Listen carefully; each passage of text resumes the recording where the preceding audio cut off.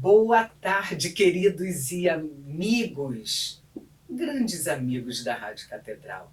Gente, que oportunidade maravilhosa neste domingo estar aqui com vocês pelo programa Viver Bem, o programa de psicologia e espiritualidade que nos ajuda a refletirmos sobre o que, gente?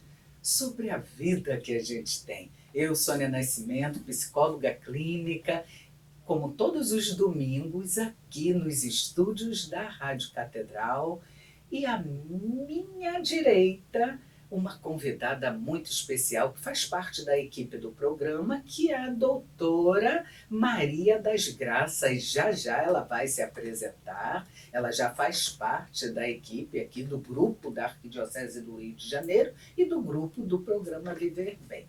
Hoje, o tema é muito interessante. E eu tenho certeza que você, ouvinte do programa Viver Bem, ouvinte da rádio, em algum momento da sua vida já sentiu medo. Parou, pensou? Quem nunca sentiu medo? O tema é consequências psicológicas do medo.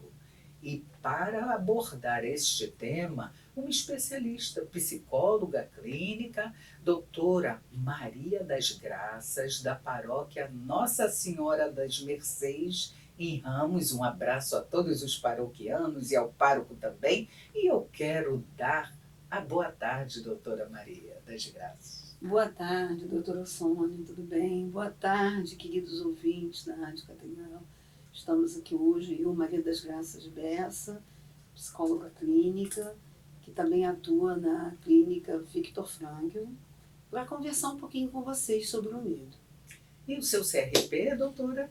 Meu CRP é 71628, 628. E é do Rio de Janeiro, que às vezes a gente convida alguns profissionais que não são do Rio, e aí o CRP não é o 05, às vezes é o 12. Sim, trabalho no Rio de Janeiro, sou carioca. Isso, e é da paróquia ali, Nossa Senhora das Mercês, em Ramos. E participa de missas, de eventos de serviço em várias paróquias do Rio, não é mesmo? Mesmo? Com certeza, com certeza. Ainda há pouco, nos estúdios, antes de começarmos aqui o programa, conversávamos sobre isso. Porque eu também tenho uma paróquia, mas às vezes estou visitando um afilhado e estou lá em Bangu.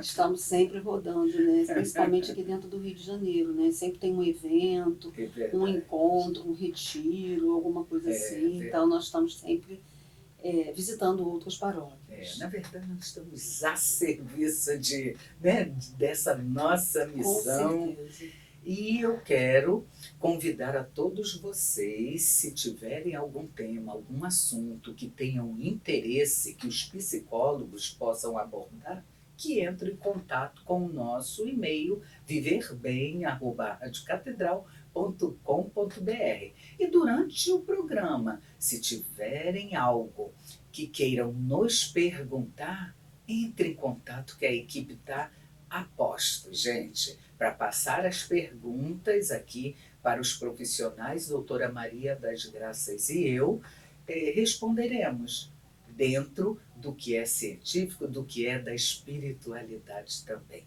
Então vamos começar a falar sobre o medo, porque quem nunca teve medo? Afinal, doutora, o que é o medo? Então, o medo é uma sensação, um sentimento que pode ser desencadeado por uma percepção de perigo. Perfeito. O medo é algo que nos alerta para alguma coisa que pode vir a acontecer, né? E por que ele acontece também, né? Por conta de uma vivência, uma experiência anterior que nos demonstrou que aquilo ou algo que nós estamos se deparando pode acarretar um perigo. Pode acontecer um perigo, né?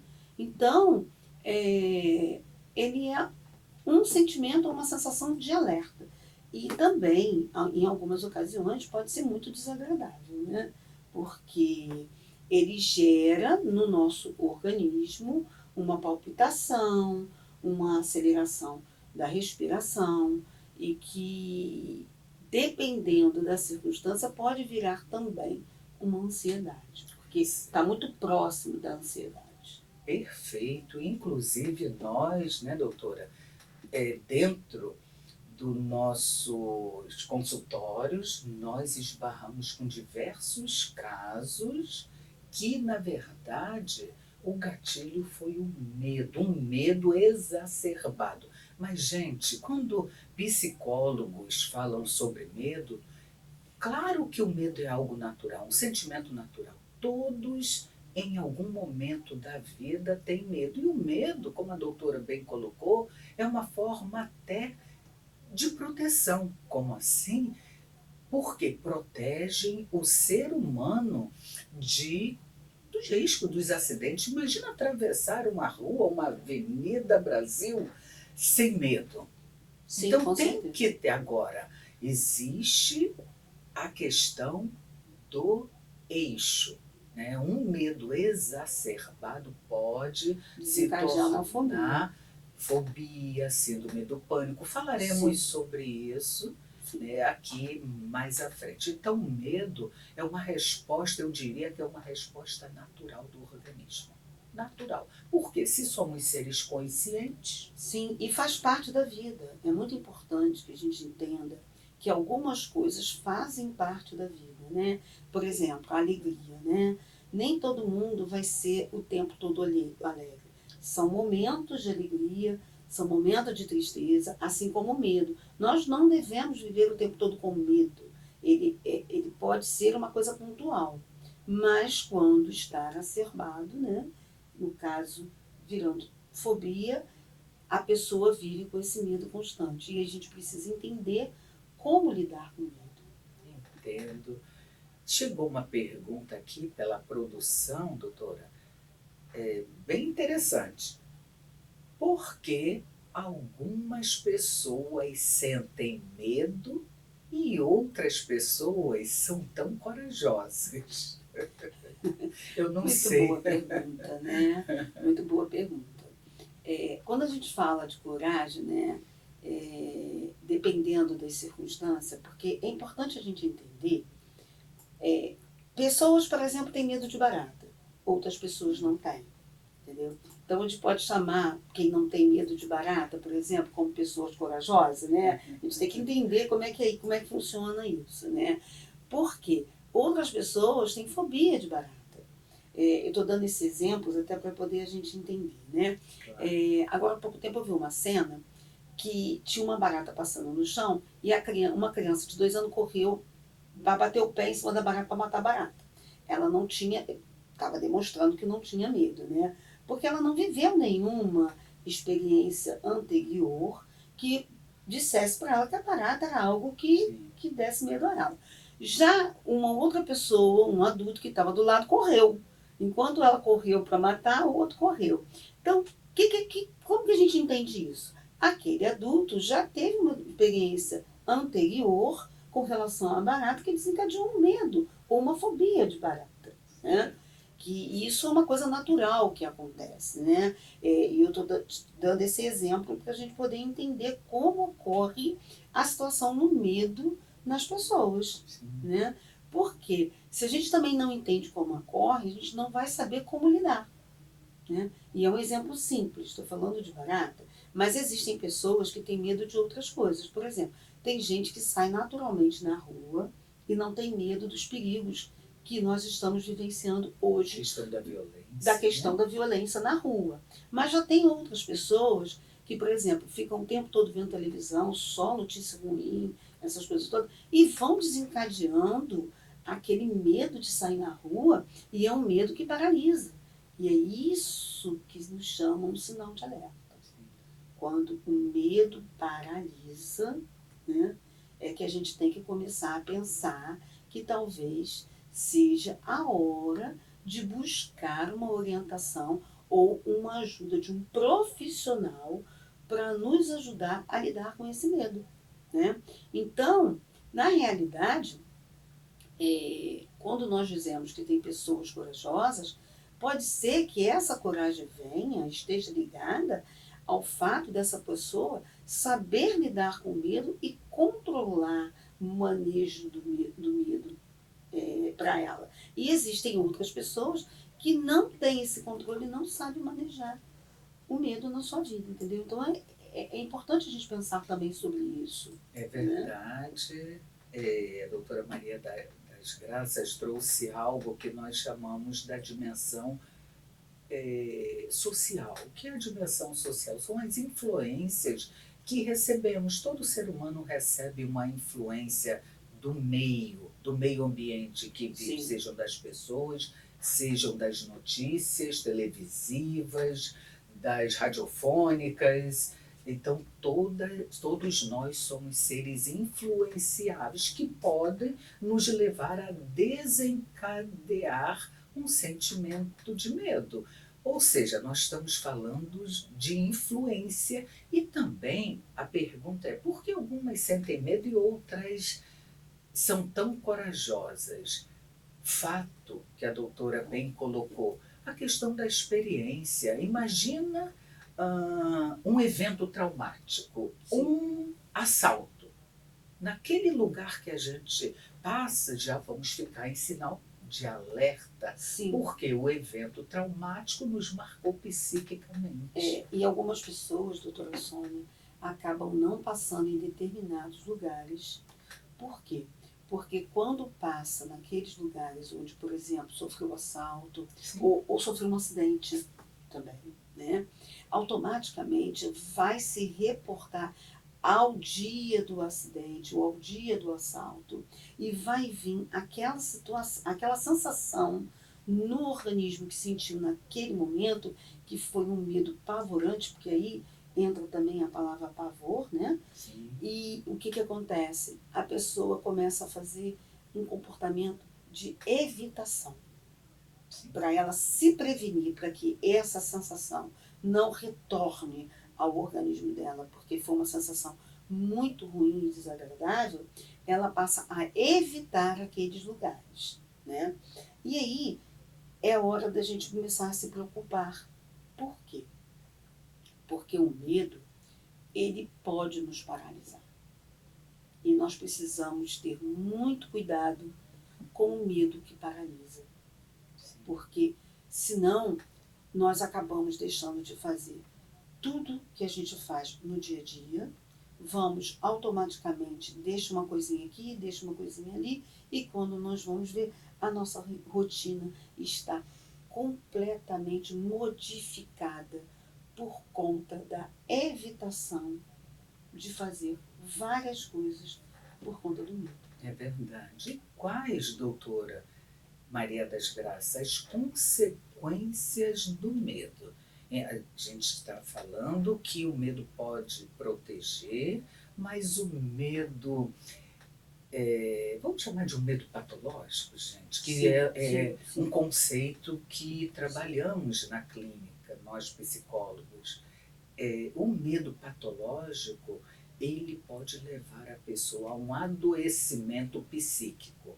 Então, sentir medo é normal? Mas se o medo provoca sintomas, como a doutora bem colocou, essa pergunta aqui é bem pertinente. Viver Bem, o programa que nos ajuda a refletirmos a vida que a gente tem. Nosso programa vai ao ar aos domingos, das 14 às 15 horas. Mas se porventura, se por um acaso precisar sair, não conseguiu acompanhar o programa, eu recomendo lembrar que temos o programa no YouTube. Então, lá no YouTube vocês nos conhecem, aqui na rádio vocês escutam a nossa voz. Então, o programa fica no YouTube e também estamos com o programa no Spotify. E hoje o tema é consequências psicológicas do medo. Quem está abordando brilhantemente o assunto é a doutora Maria das Graças Bessa. ela que é moradora da Tijuca, ela que frequenta Nossa Senhora das Mercês em Ramos, e ela que tem o consultório aqui no Largo do Machado. Atende presencial e online, e ao final ela vai dar todas as dicas de como encontrá-la. Doutora Maria das Graças, a pergunta foi: quais as consequências do medo? Eu lembro-me que em um determinado momento da vida eu senti fortes dores de cabeça de tanta preocupação, mas a preocupação era originária de um medo específico. Muito bom, Sônia, doutora Sônia, falar sobre a preocupação. O que é preocupação? Preocupação é nós nos preocupar de algo que nem aconteceu ainda, né? E aí, o que isso acontece? Isso pode desencadear o que nós chamamos de enxaqueca, né? As dores de cabeça podem vir por enxaqueca. A pessoa fica o tempo todo se preocupando com algo e desencadeia a enxaqueca. O que acontece quando nós falamos das consequências psicológicas, né? Existem doenças que são doenças provocadas são chamadas de psicossomáticas e são provocadas por conta do nosso emocional, né? Se nós estamos com o emocional abalado, o que acontece?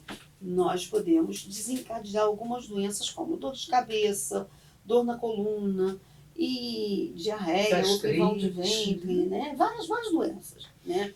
E quais são essas consequências psicológicas, né? Por exemplo, eu estou doente, ou uma pessoa está doente, né? Precisa tomar uma medicação, mas ela não quer tomar a medicação porque ela ouviu falar que aquela medicação pode desencadear alguma coisa no organismo. Aí ela resiste à medicação, não toma a medicação e continua doente.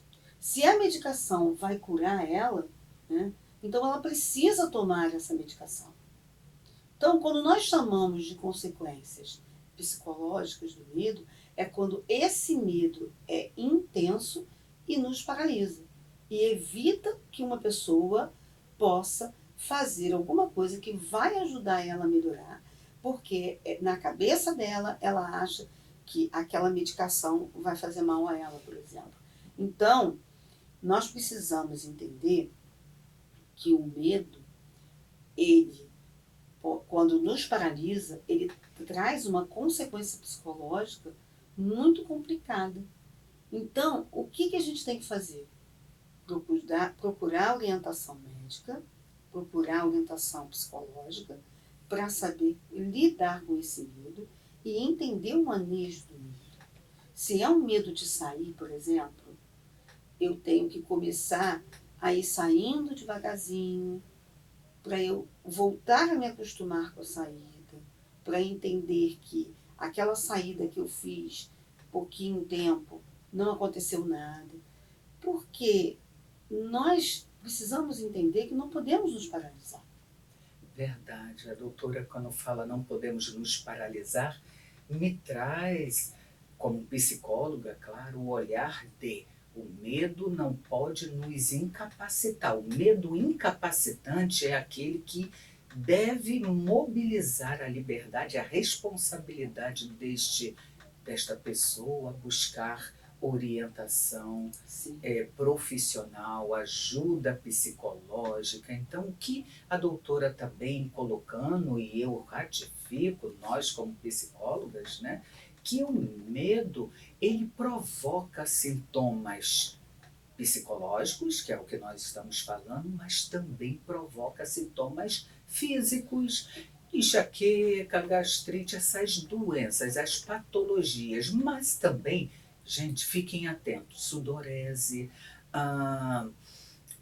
batimentos cardíacos, insônia, também a pessoa com medo do escuro. Fique à vontade. E é importante lembrar que muitas pessoas têm resistência à medicação, inclusive nem procuram psiquiatras, médicos psiquiátricos, para lidar com algumas determinadas doenças. O que acontece? às vezes, há necessidade da gente tomar a medicação por um tempo. Por isso que é interessante passar primeiro por psicólogo, porque o Exatamente. psicólogo é o profissional capaz de avaliar Exatamente. Porque em para algum... depois encaminhar. Exato. Que em alguns casos há necessidade. Isso não significa que a pessoa vai tomar remédio a vida inteira, né? Às vezes você está com um problema, você vai lá, toma a medicação, você melhora. Não precisa mais tomar a medicação. E outra coisa, é importante a gente entender também que nós precisamos falar. Nós não podemos ficar com tudo guardado com a gente. As pessoas às vezes têm uma tendência de estar sentindo alguma coisa e ela não conversa, ela não fala o que está acontecendo. E isso de você guardar os seus sentimentos também provocam sintomas no organismo, como a ansiedade, que é um sintoma que está muito próximo do medo, entre outras. Então, o que a gente deve fazer?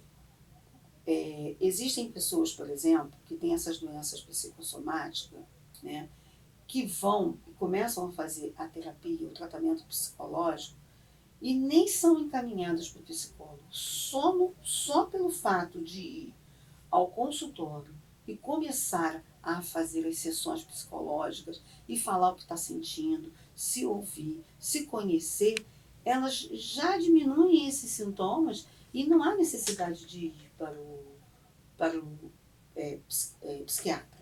Não há necessidade de tomar remédio. E a gente precisa entender isso. É verdade, é perfeito essa sua colocação, doutora Maria das Graças, e nada melhor do que a pessoa que tem esses sintomas buscar uma ajuda profissional para que não haja uma prematuridade ou um ato irresponsável de buscar uma ajuda psicofarmacológica sem que haja uma real necessidade. Por quê? Se estamos falando do medo e reconhecemos e legitimamos que o medo é normal, né, o psicólogo, nós trabalhamos a saúde mental através de orientações comportamentais. Nós não temos competência para prescrever. Então, é o psicólogo que vai primeiro tentar tudo, quando não na nossa análise responsável enquanto profissional. Entender de fato que aquele paciente ele não é capaz de caminhar sem a medicação, aí nós fazemos uma orientação para o médico psiquiatra de nossa confiança. Sim. Muitas das vezes. E doutora, é muito comum no consultório, a senhora já deve ter visto isso, pessoas se automedicando. Verdade. Tomam um remédio que a tia toma, que o pai toma, que a mãe toma. E o que acontece com isso, né? Ela não foi buscar ajuda psicológica para falar sobre o medo ou da ansiedade ou qualquer outro sintoma que ela tenha. Ela já vai diretamente buscar uma medicação, porque alguém já tomou e melhorou, né?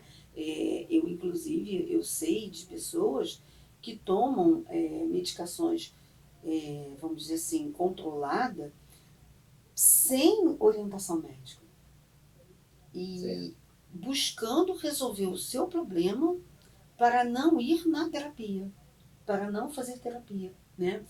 Tem um autor que diz que às vezes a gente não procura a terapia porque nós não temos medo de falar sobre os nossos problemas, mas nós temos medo de ouvir o que nós vamos falar sobre nós. Está chegando aqui, doutora, uma pergunta bem interessante e simples e também acontece com a gente lá no consultório.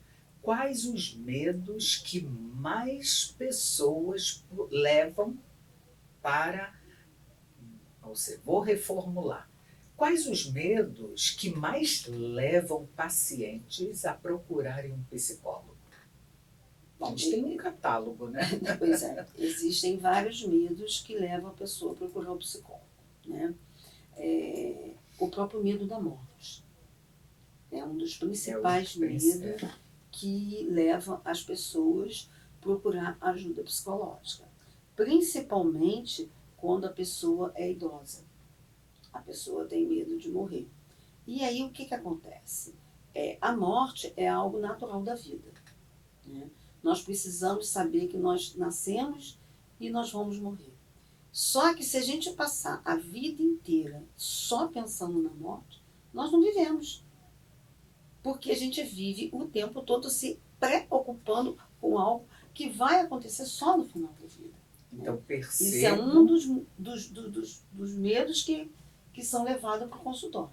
Sim, e percebam que, veja, a doutora fala de um lugar de conhecimento e ela fala, se ficarmos procurando só pensar na morte, mas, gente, os nossos pensamentos intrusivos, né, doutora, Sim. são intrusivos. Muitas das vezes, você que está nos ouvindo, você pode estar perguntando assim, se perguntando, mas eu não penso na morte porque eu quero. O pensamento vem.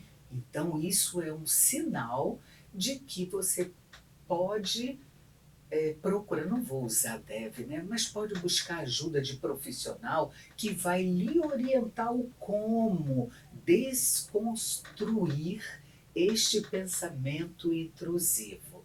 E aí sim, nós, enquanto profissionais da área de saúde, a nossa orientação é nesse sentido, uma orientação psicológica para que as pessoas, o paciente, que é o homem que sofre, ele possa aprender não é a mudar como pessoa, ele vai continuar mesmo, mas enfrentar as imprevisibilidades da vida e ressignificar os seus medos. E não é sobre isso que a gente está falando. Eu também quero lembrar, doutora, a pergunta foi, quais os medos que mais levam os pacientes? Eu quero dizer do meu medo. Um medo que eu tinha, gente, olha, vocês vão até rir. Hoje eu supero, mas eu também fiz terapia antes de ser psicóloga. Eu fui para terapia há muitos anos, passei muitos anos em terapia. Mas o meu maior medo, pela minha timidez, né, era medo de falar em público. Eu fugia dos trabalhos da escola, da faculdade. Então, o medo de falar em público, a morte nem passava na minha mente, eu era muito jovem, mas desde muito jovem a timidez me levou a ter medo de falar em público. Então, medos mais comuns, medo de morrer, Isso, medo né? de falar em público, medo de mudança, Eu vou falar de um medo perder também emprego. que eu tinha. Eu vou falar de um medo também que eu tinha. Eu não conseguia fazer exames, aquela ressonância e aquele tomografia computadorizada, Sim. porque tinha que ficar ali dentro parada, né? E eu sou uma pessoa magnética. Eu sou uma pessoa hiperativa, né? Então, eu tive que aprender a lidar com isso, né? E eu sei que tem muitas pessoas que têm E foi na terapia? Né? Sim, eu fiz terapia.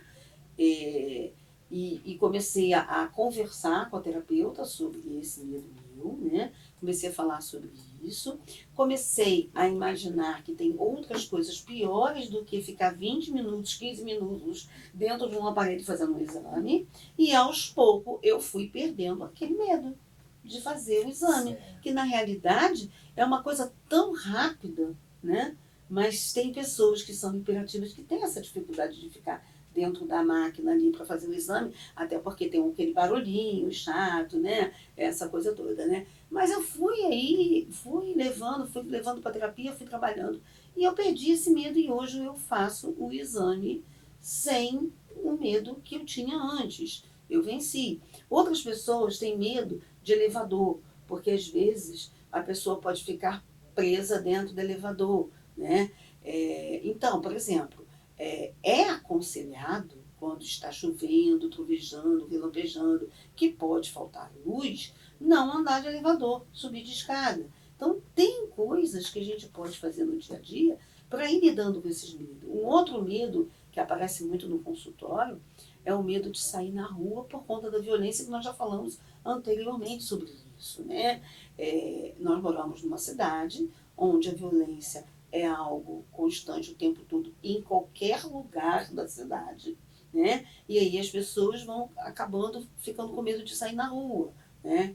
Existem outros medos, por exemplo, de algo, cobra, por exemplo, medo de animais, cobra, né? A gente sabe que se a gente for para o mato, pode ter cobra. Então, se você tem um medo de cobra, se você estiver no mato, tá tudo bem. Mas se você estiver numa cidade onde não tem tanto risco assim de você ter de encontrar cobra, aí isso já é um medo que já está acentuado. Outro medo também, medo de cachorro, que é uma coisa muito comum. Você sai na rua, a gente sabe que tem cachorros que avançam na gente, né? E assim, são infinitos números de medos, de coisas que podem uma pessoa sentir, né? E que às vezes outras pessoas não sentem, mas que é importante que a pessoa fale. É importante que a pessoa diga e comente com alguém que está com esse medo, para que possa procurar uma ajuda psicológica para tratar o medo e reduzir esse medo. É verdade, doutora. A ouvinte Carla, olha, muito obrigada, Carla, por sua participação. Ouvinte do programa Viver Bem, ela faz a seguinte pergunta, doutora. Ninguém gosta de sentir medo, mas eu já ouvi uma live onde um psicólogo dizia que o medo é positivo. Eu confesso que eu não entendi. Gostaria que a doutora pudesse falar um pouco sobre isso. Gostei da pergunta. Muito obrigada, ouvinte Carla. O medo, ele pode ser positivo, sim. Por que ele pode ser positivo? Porque se ele liga um sinal de alerta no nosso organismo para preparar a gente por algum perigo, então, de certa forma, é um sentimento, mesmo que seja desagradável, é um sentimento positivo. Por exemplo, vou dar um exemplo muito, muito simples, né? Um medo de fazer dívida, né? Eu quero comprar algo, eu vou comprar parcelado, né? E eu vou fazer uma dívida por 2, 3 anos. Eu paro e penso, será que eu tenho condição de pagar isso? Será que eu não vou me endividar? Então, o medo de fazer uma dívida é algo positivo, porque está ajudando a você a ter uma educação financeira para você não se endividar. Por exemplo, se eu sei que está passando um cachorro perto de mim que é violento, eu não vou mexer com ele, nem vou provocar ele, porque eu sei que ele pode vir me avançar e me mover. Então, de certa forma, o medo ali, o meu receio e o meu cuidado em relação a estar perto de um cachorro que é perigoso, eu não vou provocar. Eu vi um filme uma vez de uma pessoa que estava jogando alguma coisa num leão, num parque, né? Ele não deveria ter feito aquilo, porque ele estava provocando um animal que é feroz. Então tem coisas que a gente tem que parar para pensar, tá? Que de certa forma o medo ele pode ser positivo.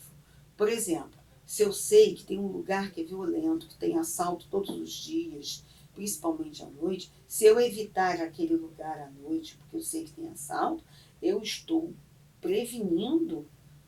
me prevenindo de não ter um assalto, de não passar por uma situação desagradável. Então a gente tem que entender quando o medo é positivo e quando a diferença do medo positivo e do medo exacerbado que vai nos paralisar. Então, sim, é positivo o medo. Ele pode nos ligar um sinal de alerta para nos evitar de passar por uma situação de perigo. Verdade. Está perfeita, com muita propriedade, com muita leveza. A doutora Maria das Graças é uma profissional, assim, a conheço de perto, porque trabalhamos na mesma clínica, a Clínica Viktor Frankl. E eu quero convidar você, amado ouvinte, a fazer as suas perguntas. Pode enviar sugestões de temas também aqui para o nosso e-mail viverbem@radiocatedral.com.br. E perguntas nos chegam. Alfredo Ouvinte Alfredo, não diz de qual paróquia, ele diz: tenho 58 anos. Não tenho condições de pagar um tratamento com um psicólogo. As senhoras teriam algumas dicas que eu pudesse fazer em casa contra o meu medo?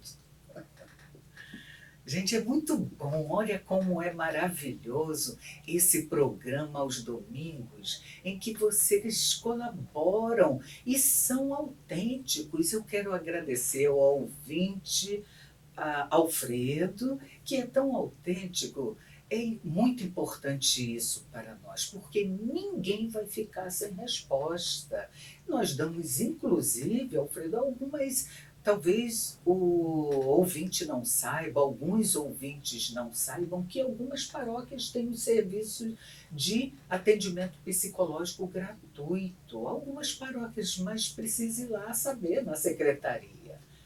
Mas, claro, temos algumas dicas simples, mas temos sim. Mas o ideal é procurar ajuda profissional. Doutora Maria das Graças.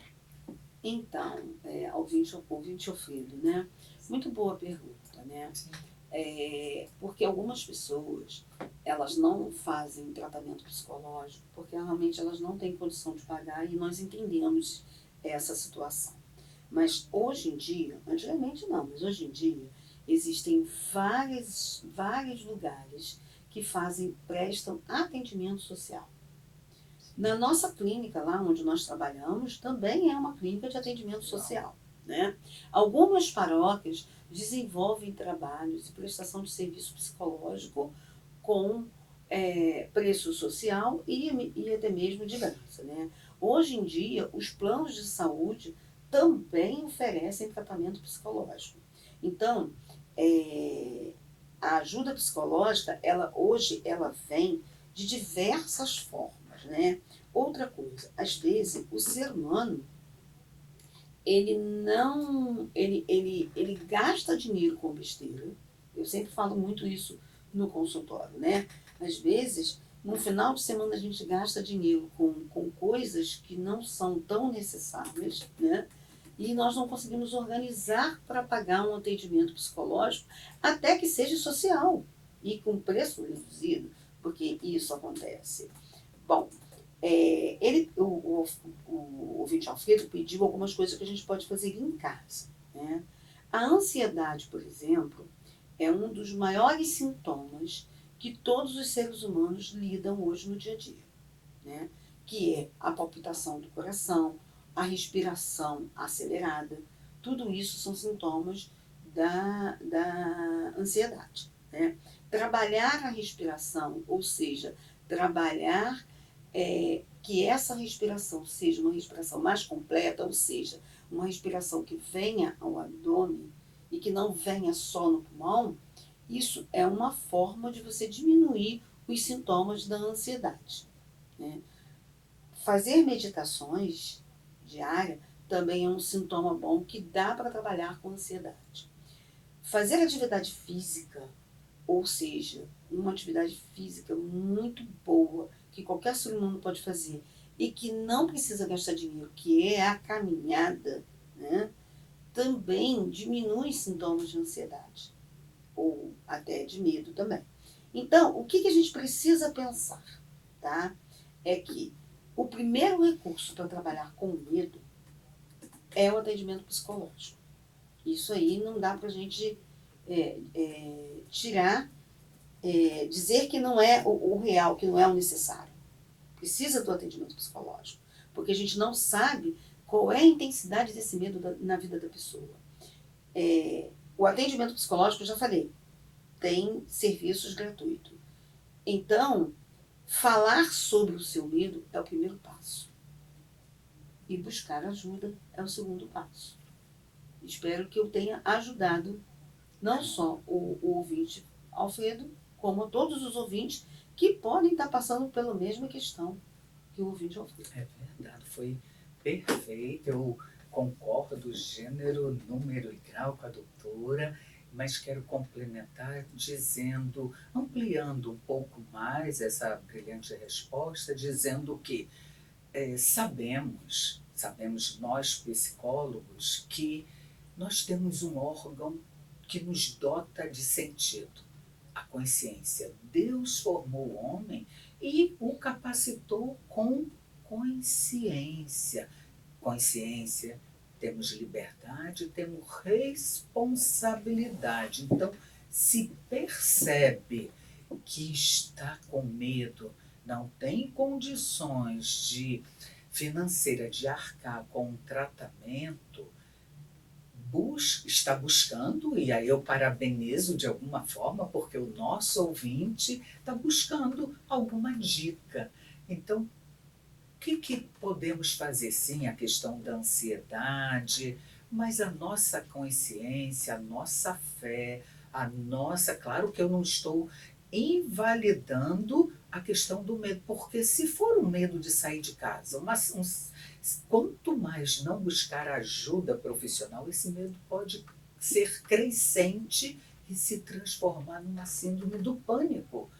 E entendam que é complexo.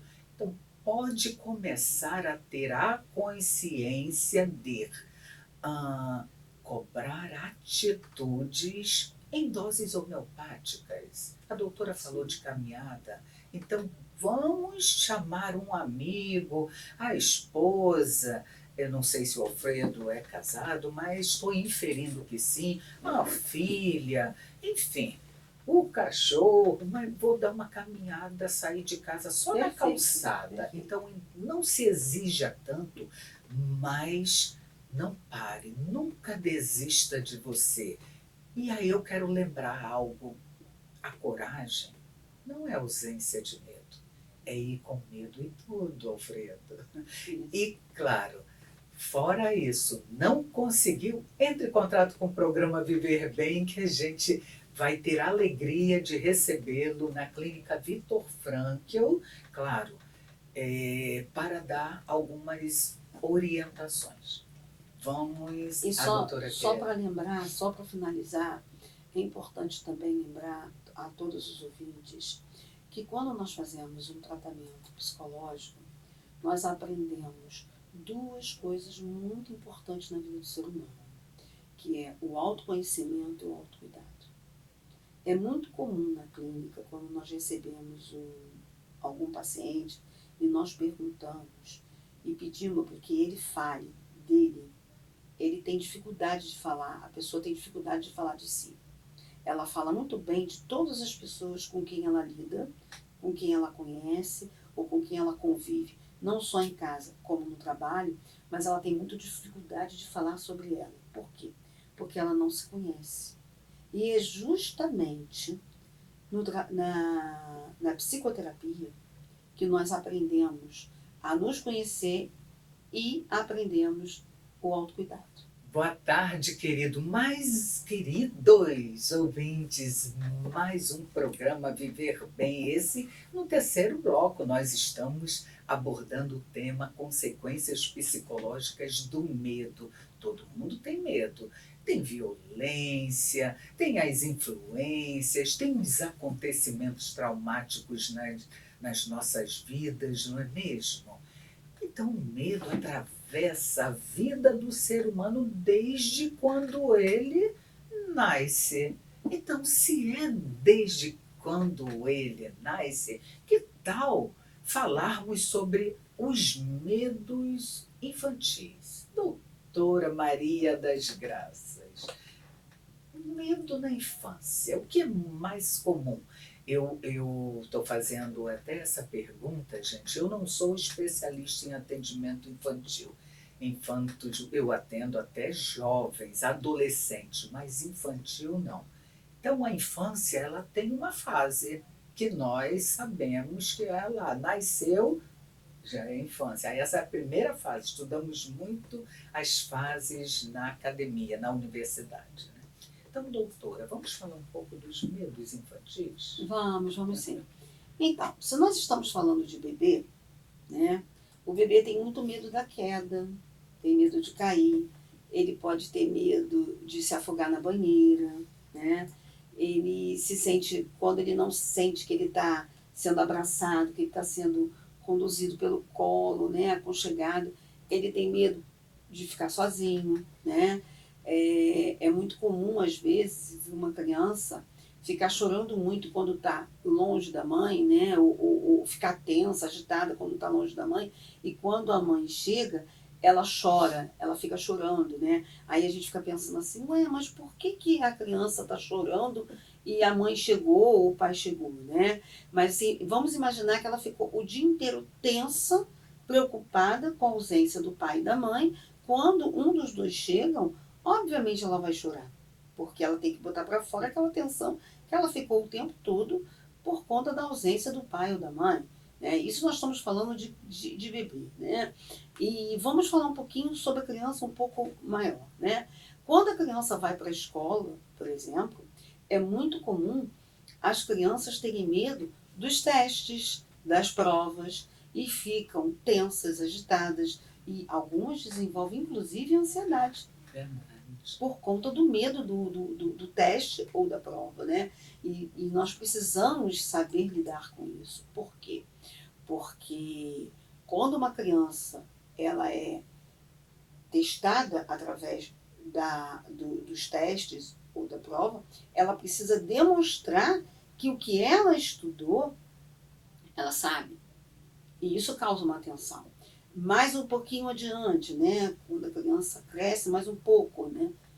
E ela está, vamos dizer assim, já quase adolescente, né? De 12 a 16 anos, entrando na fase da transformação.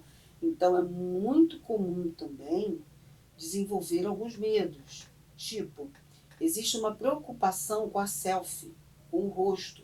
E é justamente nessa fase que começam a vir as espinhas. Então, a pessoa fica com vergonha de sair, fica com vergonha de estar em contato com outras pessoas, porque está com o rosto com espinha. Então, assim, é importante a gente entender que o medo, ele vai vindo desde a infância até a fase adulta e que ele pode ser de diversas formas, de diferentes situações. Que, por exemplo, quando a gente fala que uma pessoa tem medo ou não tem, é justamente por causa disso. Porque o medo ele vai acompanhando a pessoa, porque ele faz parte da vida, nas suas fases da vida. E a doutora falou sobre um conceito muito importante, fundamental, para que mamães e papais estejam atentos. A doutora fala da angústia da separação. O bebê, Sim. ele ainda não tem a maturidade psíquica de verbalizar e de sentir que a mãe é outra pessoa, ele é só um bebê. Ele vai começar a perceber o mundo aos 6 meses. É o que nós estudamos Que vai na entender ciência que ele ele não é a mesma pessoa não que é a a mãe. mesma pessoa que a mãe. Isso nós estudamos então, na academia, porque de psicologia. E sim, tem um outro medo muito importante de se falar e de se tratar também. Porque um caso clínico que eu atendi, mas de uma jovenzinha, de uma criança ainda, mas eu não atendo criança, mas para mim a leitura é ela, criança, 14 anos, o medo dela é que os pais se separassem. E aí no atendimento de adultos, muitos quando fazemos autobiografia vão lembrar da angústia quando viam os pais brigando. E aí na investigação analítica, eles vão nos responder, né, que aquela briga os levavam a pensar que o motivo era eles, que os pais poderiam se separar. É claro que esse tema separação é muito comum hoje no meio da juventude, mas a criança não entende o que está acontecendo, né? Exatamente. Os pais estão brigando, os pais estão se desentendendo, ela assiste a briga dentro de casa, mas ela não entende o que está acontecendo ali. Então, na cabecinha da criança, ela vai criando a sensação de que eles estão brigando por causa dela. Ela é o motivo da briga, né? E quando a doutora Sônia falou da angústia de separação de separação do bebê, essa angústia, ela está relacionada ao medo do abandono. E essa angústia que a criança pode sentir na criança, na fase de bebê, pode acompanhar a criança até a fase adulta. Muitos casos que chegam no consultório por conta do medo de abandono está relacionado a essa fase da infância que a criança desenvolveu a angústia do abandono. Porque os pais trabalham, saem para trabalhar, os pais podem se ausentar por uma viagem ou por alguma situação específica, e aquela criança fica longe dos pais. Isso gera uma angústia de separação pode acompanhar a criança até a fase adulta. É verdade. E isso é importante a gente pensar, porque isso precisa ser trabalhado no consultório psicológico. A ouvinte Solange de Magalhães Bastos faz a seguinte pergunta: como podemos ter uma vida mais leve e com menos medo? Então, já estamos até terminando, vou falar rapidinho. Não precisa falar rápido, não. Mas a técnica, a produção nos sinaliza. O grande segredo de ter uma vida mais leve, sem medo, é aprender o manejo do medo. Nós precisamos aprender a lidar com os nossos medos. Quando nós falamos da terapia, é porque nem sempre a pessoa sabe se o medo dela é um medo pequeno ou é um medo que já está crescendo e a pessoa às vezes não percebe que ela está deixando aos poucos de fazer certas coisas, né, por conta de estar paralisando por causa do medo. A pessoa não percebe que isso está acontecendo. Outras pessoas de fora do convívio vão observando que essa pessoa está parando de fazer várias coisas, mas a própria pessoa não percebe, né? E quando eu vou falar para todas as pessoas, porque é importante que às vezes nós estamos falando de uma coisa que não é nem a pessoa que está ouvindo que está passando, mas essa pessoa tem alguém dentro de casa que está passando por essa questão de estar paralisando, de fazer muitas coisas por conta do medo e não está percebendo. E aí é a hora também da gente ajudar a pessoa que está sofrendo. Porque às vezes, muitas das vezes, nós percebemos o que está acontecendo com o outro, mas não percebemos com a gente. E quando alguém percebe que está acontecendo isso com a gente, é importante que tenha essa pessoa para sinalizar: olha, procure a ajuda que você está precisando. Perfeito. E que bom que essas pessoas são anjos. Algumas vão reagir, vão falar: não estou sentindo nada, mas Sim. acolha. Que a gente, quando eu vou usar a palavra chamar a atenção. Chamar a atenção, gente, não no sentido pejorativo, mas no sentido de cuidado. Chamar a atenção se o outro não está ali criticando, ele está cuidando. Mas eu quero complementar essa pergunta, que assim que eu li, uma vida mais leve com menos medo, eu gostei muito da resposta da doutora Maria das Graças, mas quero complementar para que todos nós possamos lembrar que vai ajudar muito ter uma vida mais leve com menos medo quando a gente tem bom humor, quando a gente tem uma visão positiva da vida, que já dizia o pai da logoterapia, Viktor Emil Frankl: se não somos capazes de mudar uma situação, mudamos nós a forma de olhar essa situação. Então, o que eu estou querendo dizer com isso? Não é um conselho, mas é uma proposta de reflexão, que somente cada um de nós possamos decidir. Legitimar o medo, perfeito, o medo existe, atravessa a nossa vida, mas mude o foco.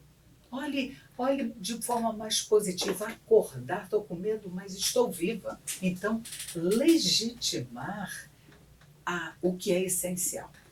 Estamos terminando. Você quer Só para complementar? finalizar, doutora, o que é a palavra fé? A palavra fé é acreditar.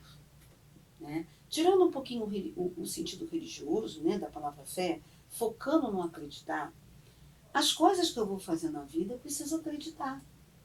Porque se eu não acredito no que eu vou fazer, entendeu? A probabilidade de dar errado é muito maior do que quando eu acreditar. Então, eu preciso acreditar que, por exemplo, eu vou fazer um vestibular para passar, para fazer a carreira, desenvolver a carreira que eu quero. Sim, eu preciso acreditar que eu vou tomar uma medicação quando precisa, porque aquela medicação vai me ajudar a curar a doença, né? E outras acreditar também. É só para finalizar. Sim, gente, é claro, nós somos psicólogos que somos católicos. Em nossos consultórios nós não trabalhamos a religião, mas nós temos a nossa catolicidade. Por isso falamos de fé, falamos de Deus, e aqui é uma rádio católica, claro. Graças a Deus. Doutora Maria das Graças, produção já nos informou que terminamos esse programa maravilhoso. Eu quero agradecer em nome de toda a diretoria, toda a equipe técnica, Elizabeth Martins e Zoneto Costa, em meu nome também, que sou a âncora do programa, a sua brilhante participação. Hoje já recebe nosso convite para voltar num próximo e breve programa. E peço que deixe seu contato, onde trabalha, onde os ouvintes vão lhe encontrar, e uma mensagem para todos os nossos ouvintes. Quero agradecer também à Rádio Catedral, à doutora Sônia e a todos aqui que trabalham na rádio pelo convite. Muito obrigado. Eu trabalho na Clínica Victor Frankl, no Largo do Machado. Como eu disse anteriormente, lembrando, lá nós temos também atendimento social, e com preço acessível. Meu telefone é 21 97683 5020, tá? É o WhatsApp? E tem o WhatsApp também, tá? Que está à disposição. E eu queria deixar uma mensagem, né, muito carinhosa, que nós precisamos, além de colocar o humor, né, na nossa vida, né, olhar as coisas positivas. Nós não costumamos agradecer, nós só reclamamos. Vamos agradecer as bênçãos da vida também, ok? Tudo de bom para vocês. A doutora Maria das Graças, ela também tem Instagram, gente, procure lá, que é @Psi Maria Bessa. Isso. E sigam a doutora Maria Bessa, Maria das Graças Bessa, e querendo ser atendida por ela, o telefone da Clínica Victor Frankl é o WhatsApp 21 99506 6463. E lá, gente, nós temos psiquiatra, todos católicos. Nós temos 16 psicólogos e uma neuropsicóloga também. A equipe é maravilhosa. E eu quero deixar a minha gotinha de esperança para que possamos também decidirmos viver bem a vida que a gente tem. Que a coragem, ela seja sempre maior que o medo. E que a força que vem de Deus, ela seja tão grande quanto a nossa fé. Sabe por quê? Só assim poderemos viver bem a vida que a gente tem. Um abençoado domingo a todos e até o próximo programa.